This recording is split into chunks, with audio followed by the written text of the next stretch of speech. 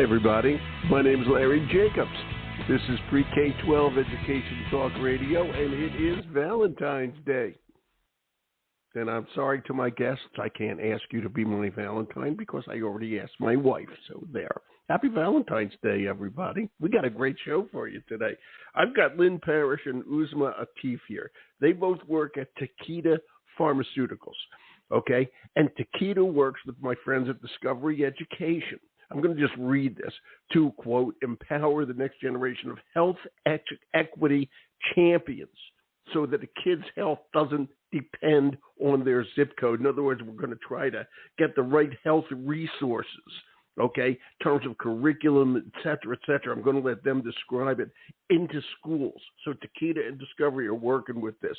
They have I've linked it here, betterhealthinaction.com is the website they have for middle school classrooms that aims, again, I'm reading, to inspire students to explore local solutions to global health challenges through interactive, research-based learning experiences, and that's what we're going to be talking about today. And I'll bring Linn and Uzma on in just a few seconds. We're going to archive the show over at ace-ed.org, ace-ed.org. Our magazine is over there at our home website for our American Consortium for Equity, and that's what this show is about. Okay, it's all about equity. Okay, giving every kid the education resources they need over at ace-ed.org, ace-ed.org. Our magazine is there. Our Equity Awards program is there. You can see it all there. And every podcast like this one is over there. So please check it all out. It's all free over at ace-ed.org. I'm Larry, and good morning to Linn and good morning to Uzma. Let's start with Linn. Hi, Linn. How you doing today? Good morning. Good morning. Happy Valentine's Day. Thank you so much for having Uzma and me on. We're delighted to talk about this program, and boy, you really gave the highlights. So thank you. We're so happy to be here. Well, there's going to be even more to talk about. I'm sorry you can't be my Valentine, Linn. I'm taken. You're taken already. Which is really sad. And Uzma, you too. Good morning, Uzma. Good morning, Larry. How are you? You can't be my Valentine either. I'm taken, which is very sad. Which is very sad because I look exactly like Brad Pitt. That's so sad. The dead ring. Right. Great to have you here, and I'm excited to be talking about all this. And let me just tell everybody who you guys are. Linn is the head over at Takeda. I'm going to read this thing. She's head of health equity alliances and partnerships at Takeda's Center. This is like your business card must be a foot and a half long. Your head of health just hit the high points. Alliances and partnerships at the Center for Health Equity and Patient Affairs at Takeda. Okay, and she's basically a corporate responsibility executive, which is cool. Okay, and Uzma not only is a pharmacist, and she's Dr. Uzma, PhD. Okay, she's one of the scientific directors for Health Equity Alliances and Partnerships for Takeda Center for Health Equity and Patient Affairs. Wow, those are long titles, ladies, so let's get into this, okay? Both of them. Okay. Everybody write that down. There'll be a short quiz later. No, I'm only kidding. Clear your desks. All right. So first of all, I'll start with Linn. Linn, tell us about Takeda Pharma. That's first of all, and why they're doing this, why you're involved in K-12 education. Again, we're mostly talking about middle school resources. Go ahead. Absolutely. Linn. So thank you, Larry. You're welcome. So what is Takeda? So Takeda is actually I've been saying Takeda. Did I say Takeda?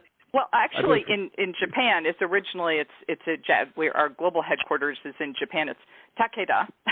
Takeda. Here in America. Thank you. And I'm calling in from Boston. Thank you. Takeda is actually a 240-year-old plus company. It's a global biopharmaceutical company. And we create life-transforming medicines, to help people, live and feel better.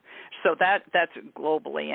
And our purpose across the whole company is to create better health for people and a brighter future for the world. And we're guided by our commitment to patients and to our people and certainly to the planet as well. But we're really committed to helping create equitable health care for all. and that means since we were founded 240 plus years ago, we're committed to doing our part. So that's a little bit where this program came from. Is we were saying, well, we're trying to help create a more equitable world. Good. What about the next generation? So we'll get into that in a minute. But we really want everybody to have access to the treatments that they need, no matter where they live, how they grow up. So that's a big part of it. So how we got into education. And I remember this like it was yesterday. We said, you know what, we've got all these cool programs going about health equity and educating the world, like what is it, educating our employees, but also the broader world. And we said, well, wait a second, who's thinking about who's coming up next? I mean, where's our future? And we should find a partner who's interested in the next generation. So it really worked out well. Exactly. Discovery just knocked on our door and said, hey, we're really committed to health equity, and we understand you've got this center. So how about we create some magic together? So that's kind of the genesis of this. Would it be helpful if we talked a little bit more about health equity itself, just to elaborate a little bit more? I have a question. Yeah. Sure. We're going to talk about health equity. Okay. Yeah. And I want to ask Uzma this, and Uzma, because you're scientific director, and this is something that you have to explain to me. Okay. And I think this is great. I like Takeda. I like the way that breaks down. Okay, Takeda. Is that good? Takeda. Is that good? Takeda. Takeda. Yeah. All right, Takeda. All right. They're very good. The point is, okay, Uzma, help me. You're scientific director. You're going to be able to tell me this. And you're a pharmacist, okay, with a PhD. All right. A 240-year-old pharmaceutical company, okay? And I don't know if you know this, but what were they doing? Well, I don't think of pharmaceuticals as being 240 years old. Okay, and that might be the oldest pharmaceutical company in the world. I'm serious about this. What were they doing 240 years ago? Well, in their business. Uzma, do you know? What were they creating? Uzma? Is she there? Uzma, did you go on mute? Uzma? Lynn, can you hear me? Sure, absolutely. I can hear you, Larry. I don't know what happened. I'm reading on my screen that she's still there. I hope you're still there, good. Uzma. Okay, but anyway. Maybe she'll dial back in. But, it was like the founder of the company there were stalls in markets in Japan, and these were medicinal herbs. I mean, it was, that's what was happening in the late 1700s, right? It certainly was not.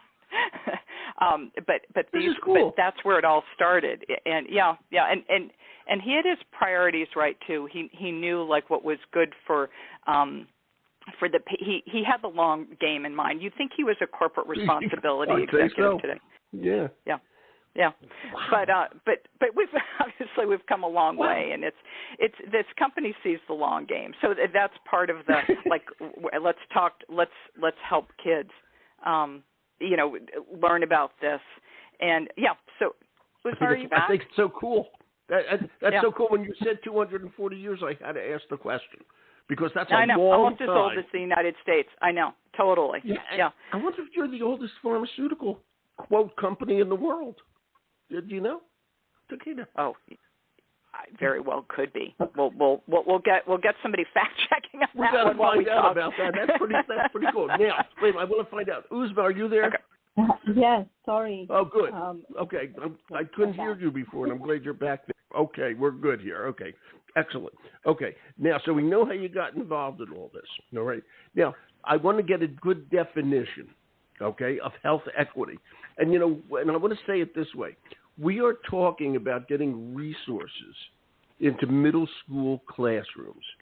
And Uzma, please, I'm going to answer this. Are the resources to get these kids moving into a career that brings about health equity not only for people in the United States, but also in their local area, but also globally?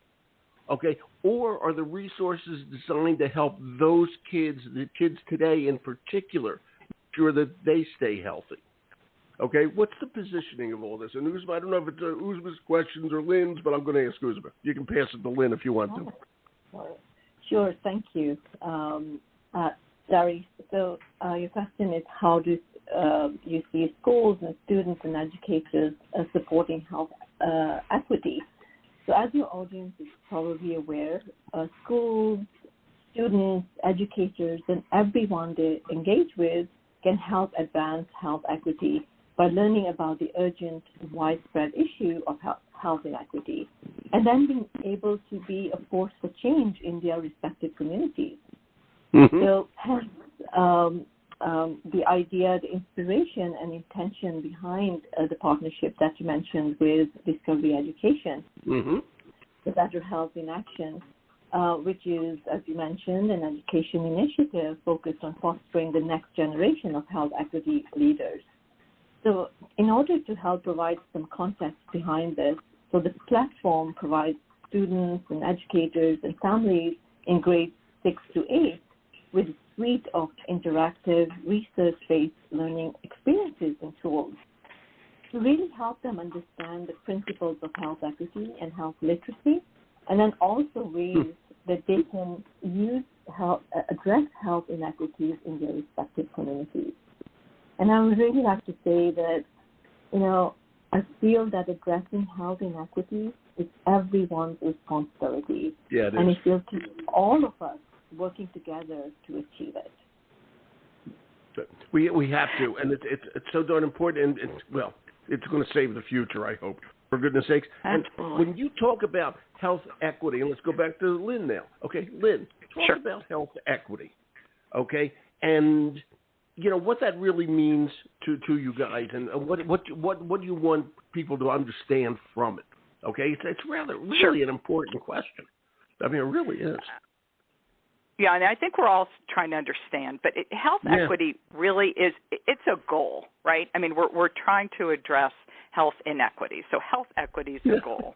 And when it's achieved, that means literally, like everyone everywhere will have the opportunity to reach their full health potential, kind of no matter who they are, and be their healthiest self. So health equity is when everyone everywhere gets to be their healthiest version of themselves. So that's the definition that we hold to, kind of regardless of their position in life, where they live. And so clearly there's a whole lot that needs to be done, to achieve this. There are many health inequities around the world. And I think about it's going to take all of us. So that's part of why it's so important to get our kids knowledgeable, but also feeling empowered, like they can make a difference about it. And I think what I was surprised to learn as I got deeper into this a few years ago was that health equity, like your health has less to do. It's like 20% to do maybe with the health care specifically that you're getting. It actually tends to have a lot more to do with what they call the social determinants of health. So what's your economic situation? How are you able to access quality education? What about the health care actually that you're getting? What's your neighborhood like? What's basically what's this infrastructure of society and community around you? That kind of like 80% actually helps determine more if you're healthy or not. It's those other factors that determine. So it's kind of it's often more about where you're born, live, learn, work, play, and age. So I mean, and your listeners, I know you've talked about this before. So what we're trying to do is sort of do our part, working with Discovery Education to say, okay, for the kids and for their teachers, and there's even a guide we're working on for the future for their families. It's like a guide you can take home that says that, so it's for the whole community to embrace this. So that's a little bit more about this. So does that give a little more context? It does, and let me ask this, and again, I'll throw it to you, Linn, but you can pass it over to Uzma, because I don't know who wants to answer which question. Back and forth, sure. Yeah, just do it back and forth, but whatever. When you look at this, okay, where are you plopping these resources, okay? Are they into, and this is an important question, is it in urban areas, rural areas, is it nationwide, and what? And I'm going to ask this again: is one of the expectations to help kids understand that they can okay, with some effort, not only improve their own health and their neighborhood's health, but global health as well. In other words, maybe I should ask it this way: what does a resource entail? What are you want to give an example? Yeah, and I hope you understand what I'm asking here. I just want to put absolutely. it in perspective. Yeah. Sure. Yeah, how teachers can use it. And the other question, while I'm thinking of it now, is what teachers do you want to use it? A kid in middle school has a science teacher, a math teacher, an English teacher, a phys ed teacher. Okay, who's going to use the resources? Where do you see it landing? Sure. That's a lot of questions, so I'll let you guys figure it out. Go ahead. Go. Sure. I can take the first part, and then maybe, Uzma, you can speak to like who within the schools can embrace this. But so the curriculum itself, and Discovery Education, as you know, is expert at this. We worked with an amazing science teacher to help develop this curriculum, a former science teacher. But there are resources about what is health equity, and then how is it coming to life? Like we meet in different employees in our life sciences company, in this biopharmaceutical company that are addressing health inequities through their jobs, and that kids can see themselves working in this field too, so that it's not just the kid who's maybe the A+ student in the chemistry lab, but there are many roles where they can see themselves. So the curriculum, it's what's there is there videos. There's teacher curriculums lessons that they can share with their students. There's a guide that kids can take home as a self-paced module that they can sort of access this curriculum. And something that I think is special about this, because this program is available globally, is here in the United States, but also globally, is it appears in 10 different languages. So kids from around the world, can access. So you can either through Discovery Education and their programming, or just by going on to BetterHealthInAction.com. Kids, teachers, parents, can access this curriculum. So, Uzma, do you want to talk about the teachers? Yeah, and I just want to say one thing on what Linn said. Okay, when it's in different languages, that not only affects every other country, it affects this country too. Because as I talk to school districts, you know this, okay, as I talk to school districts, we have 42 languages here in the district. We have 12 languages here in the district. We have 92 languages in the district. And the fact is that if we can get this information, and especially to immigrants who are having, some immigrant groups have trouble settling in, understanding the system, et cetera, and to put it in their language like you guys are doing is absolutely excellent. I just wanted to make that point. Then thank you, Linn. Great point. Yeah. It's in our own backyard. We have. Yeah, exactly. Yeah. It's everywhere. Uzma, talk about the lessons. Go ahead. And how they're using them. Yeah, sure. So in terms of the curriculum, as Linn mentioned, there are the career topic series, and then there's the video topic series. And so the lesson plans, the curriculum, the materials that are available online, teachers from the science classrooms, from the math classrooms, from history, geography, all those various different subjects can leverage those materials. So, for example, the career topic series speak about the pharmaceutical sciences, for example. So, students can see themselves in different careers and have different career opportunities within the science field, for example. But that also has access to different math opportunities, right? Mm-hmm. So it encompasses not only the sciences, but also math, geography, because one of the video topic series, for example, speaks about mosquito-borne illnesses, for example, right? So how do children in the U.S. also learn about what is going on in the rest of the world? So it encompasses a lot. I hope that addresses your question. It does. It's a good job in what you did, and this is extremely important, and I've gone through this a million times. It's interdisciplinary, okay? And that's one of the key things. And the reason I would say that is, we have school divided into subjects, science, math, whatever, social studies, English, ELA. Okay, nobody thinks like that. Okay, you don't think about science for 45 minutes and stop thinking about science, and now you're thinking about literature, Charles Dickens. Nobody thinks like that. Okay, nobody. Yeah, no, I think about one of the videos that Uzma just referred to. We meet he's a scientist, but he's basically was a kid who liked video games, and he's now getting to work with robots in a lab. So this was a kid who always was probably kind of a math, loved his math, but now he gets to develop, he gets to work in developing medicines. There's another young woman, first generation to the United States, and she first generation to go to college, and there she is. She's manufacturing medicines out in California at one of our facilities. So it is like, who could have imagined, right? Her parents could never have imagined that this would be the life. So it's very empowering. So we're hoping that'll inspire kids to say that could be me too. It can be them. Okay, it can be them, and it can be them in a million different ways. When nothing happens in science that doesn't, the only reason they do science is to affect society. Okay, that's why science exists. That's why engineering. They don't build a bridge so nobody will cross it. They build the bridge so it brings two sides together.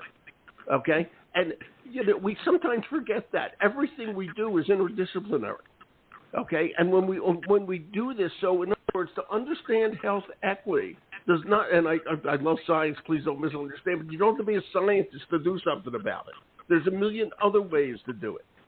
Okay, and that's what all this is about. It's creating it's going to take your interest where you want to go and create a health equity formula inside your head. Okay, if I may. And I know Discovery well enough to know that's exactly what they're doing. They see it as an interdisciplinary thing. And you just said the success stories. I love that. That's my favorite part. What are you hearing from teachers about this? Talk to me about how teachers are using it. And again, I'll say it. I'll give it to Linn, and you pass it to Uzma if you want. Any way you want to do it. What we did with Discovery Education, when they first spoke to teachers, they said, actually, we want even more. Like, you've whetted our appetite. You've struck a chord. This give us even more curriculum. So we just at the end of last year, there was new curriculum added, and then we're on a path now to develop even more curriculum. So I think there's a need. They're recognizing it. They're sharing it in the classroom. It's getting good traction. But the nice thing was I love that one of the takeaways was we actually want even more because we want to go deeper in it. So that was one of the things we were excited to hear. They do, and you're hearing that from teachers. Okay, they're using it in middle school. Okay, and have you heard anything from students as well? And again, I'll pass it to Uzma. I don't know who does this at the company. How's it all work? What are you hearing from the kids? We know from the teachers that high schoolers are enjoying it too. We've not interviewed kids yet, but what would be the super cool is we would love to hear in the coming year or so, like, this is what this classroom, this is what they did as a result. And Uzma mentioned that mosquito-borne illness case. Yeah. That's a story about preventing something called dengue. A huge global problem, right? But this is it gets reared its ugly head again. I think if I read something about it, many countries. so and it's a big problem among kids because kids are outside, right? Kids are outside with the mosquitoes, right? So they're the ones that are getting this dengue fever. So it's a public-private partnership that Takeda is involved in Thailand, and part of it was kids themselves helped get involved in this education and prevention program around dengue. So that's an example of how maybe kids in their own community in Oklahoma could say, you know what, here's a problem in our community. Maybe it's unhealthy water, maybe it's an air pollutant, but whatever. Pick something that's kind of that is potentially making people sick in their own community, and then here's what this group of kids as part of this program did to help prevent and educate around something that was taking down their community. Yes.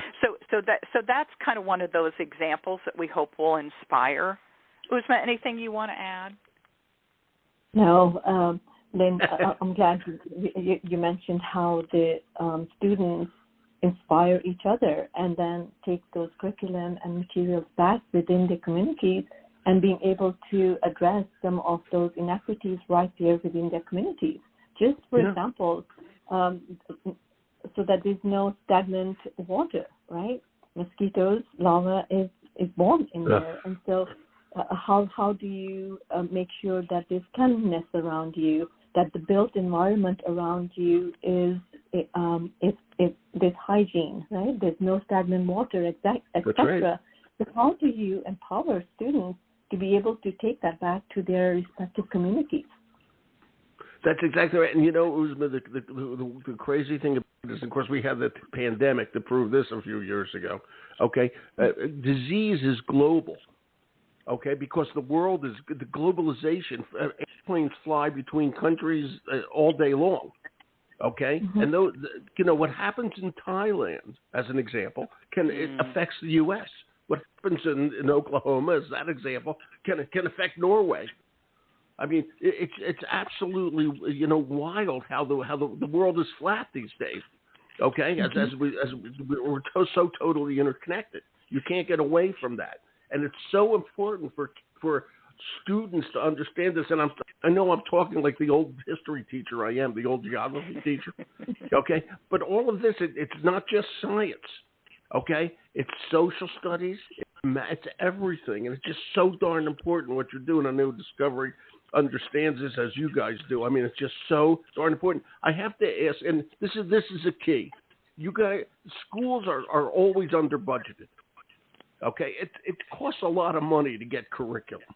Okay, what's the cost of this curriculum, Lynn? How much does it cost the school to get it? Well, I mean, yeah, they get involved with Discovery Education, right? Or they go on to the .com, which is easily accessible by any school, any teacher, any parent, right? So they can just So it's through the reach of Discovery and the wonderful work that they do, or literally a kid in wherever, right? And in a language they know. It's there. It's there for the taking, okay? And schools need help. And when companies like Takeda set up their resources and give them to schools, this is wonderful curriculum. And it's there for the taking, okay? And it's going to help everybody. So don't your school may be under-resourced, but there's so many things that are out there. And I just want to make sure everybody understands it. And it's companies like yours at Takeda, okay, which I will pronounce it correctly eventually. Takeda, I like that the best. Okay, to really step up and do this and work with companies like my good friends over at Discovery. Ladies, thank you for being here today. Thank you. Good job. We loved it. Thank you so much. We enjoyed it. Okay. Thank you both. Bye-bye. And by the way, I just have to say one thing, and this is a local joke. Okay, how did you guys do in the snowstorm yesterday? The half inch that was supposed to have been a foot? Yeah.